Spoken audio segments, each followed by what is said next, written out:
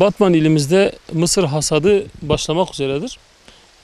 Şimdi bir hafta içerisinde, 10 gün içerisinde çiftçimiz hasadını gerçekleştirecektir. Ancak hali hazırda hala mısır fiyatları,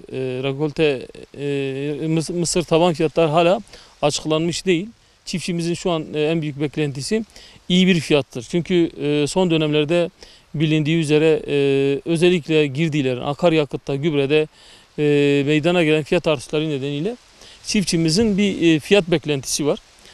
Hatta şu anda hasada hazır olan mısır ürünümüz var. Ancak fiyatlar henüz belli olmadığından piyasa daha net bir şey kazanmadığından dolayı hasadı beklemektedirler. İşte çiftçimiz Toprak Mahsulleri Ofisi'nin alım tarihinin açıklanmasını, buna bağlı olarak mısır fiyatının açıklanmasını beklemektedir. İlimizde toplamda 60-70 bin dönüm arası mısır ekili alanı söz konusudur. Bizim bu alanda beklentimiz 90-100 bin ton civarı bir rekoltedir. Ancak dediğim gibi çiftçi işte bütün doğa koşullarına rağmen sıcağa soğuğa bakmadan üretmeye devam ediyor.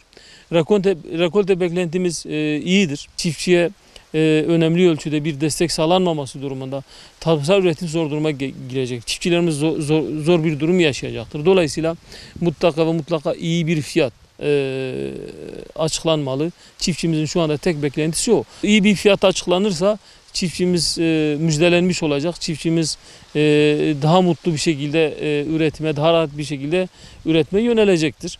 Dolayısıyla bizim yetkililerin de beklentimiz çiftçi adına iyi bir fiyattır. Fiyatın da dediğim gibi çiftçinin bir beklentisi 8500 ve üzeridir.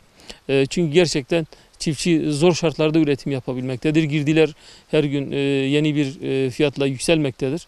En azından iyi bir fiyatla biraz tolere edilebilir diye düşünüyoruz.